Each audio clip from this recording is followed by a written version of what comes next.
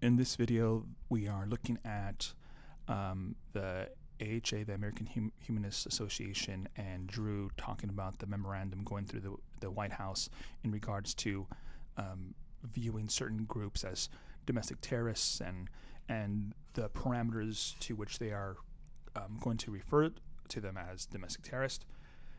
In this one clip, he brings up the IRS note that states that if you are directly or indirectly funding domestic terrorist groups, that you can lose your nonprofit status.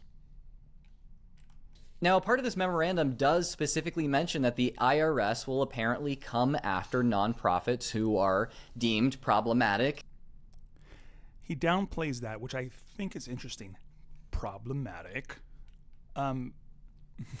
Shall take action to ensure that no tax-exempt entities are directly or indirectly financing political violence or domestic terrorism. This applies to anyone. It applies to churches, any other nonprofit, Boy Scouts, Girl Scouts. But his choice of words, problematic, as if someone who is just saying, "Hey, I don't like ICE," or I don't agree with this, as that's what they're talking about. No, it's directly or indirectly financing political violence or domestic terrorism. By the criteria that we have covered here. Fish, do you worry that the AHA could have its 501c3 status removed under these ridiculous pretenses? It's ridiculous to directly or indirectly finance terrorist groups, right? Obviously, the AHA should have nothing to worry about unless there's a possibility that they are directly or indirectly financing these groups, right? Not really, and I'll tell you why. Not really.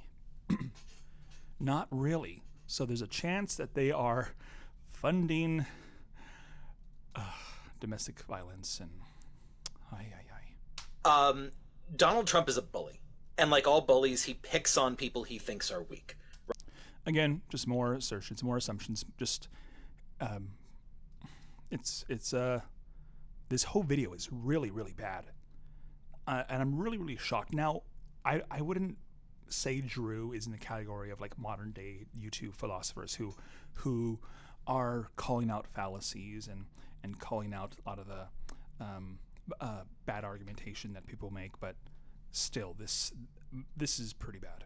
Right? That's why he's chosen the groups that he's chosen to go after at the beginning. Trans kids who don't have the ability to defend themselves because they're children. This is mind reading. Trump has done this because they can't defend themselves. Trans kids are children. I think both sides of that argument are essentially trying to do what is the best for the children because they are powerless. You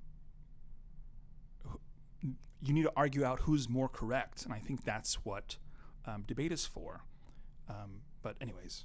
Right? Immigrants, non-citizens, who have fewer legal rights than some.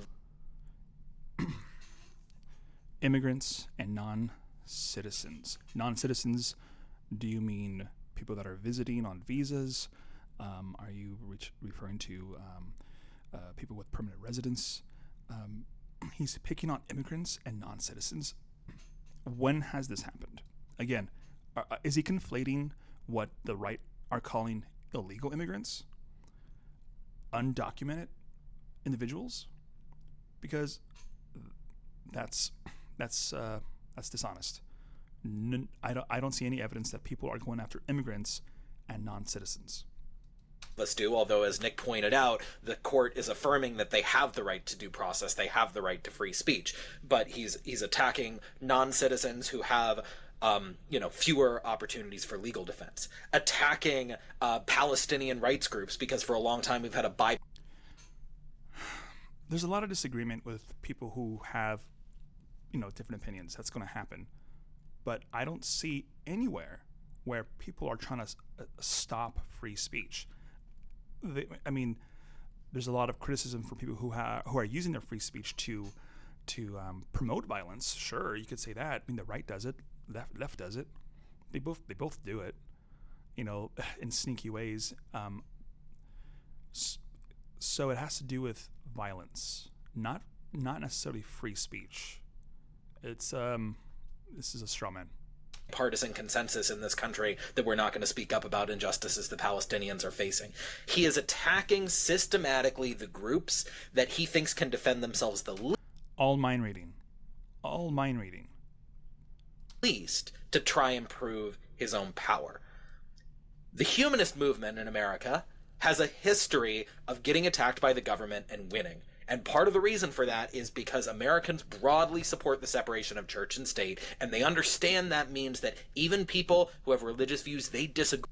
Everything that Trump and the right is doing and that you may disagree with, a lot of it you can put aside religion and justify it from a secular humanist point of view. We still agree on laws. We still agree on rights to property and free speech. A lot of these things have very little to do with religion. Now you can say that the right and the conservative right, they use God and the Bible as their foundation for those things they believe in. But either way, the left and right, we both essentially agree on free speech and rights, and using religion to say that because they're founding their reasons in religion and in Christianity that it's wrong is incoherent. All right, you can have goals. Two people could have the same goal, but for different reasons. Someone could want secure borders and a better process for how immigrants come into the state, because they care about security and they just care about rule of law. You could also have people who agree that to be the case, but they just don't like Mexicans or brown people, and therefore they want more security and they want stronger borders. Two different reasons, same outcome, same goal, right? They need this whole idea that the religious and the Christians are doing something because of that religion is, I think, unfounded. Agree with, have the right to those views. So could the Trump administration come after us? Sure. Is it more likely to happen than it might under another administration? And are we taking steps to protect against that if that happens? Yes. But so he thinks that they might be funding domestic violence indirectly or directly. Otherwise, he wouldn't have this fear. The truth is, I don't think they have the balls.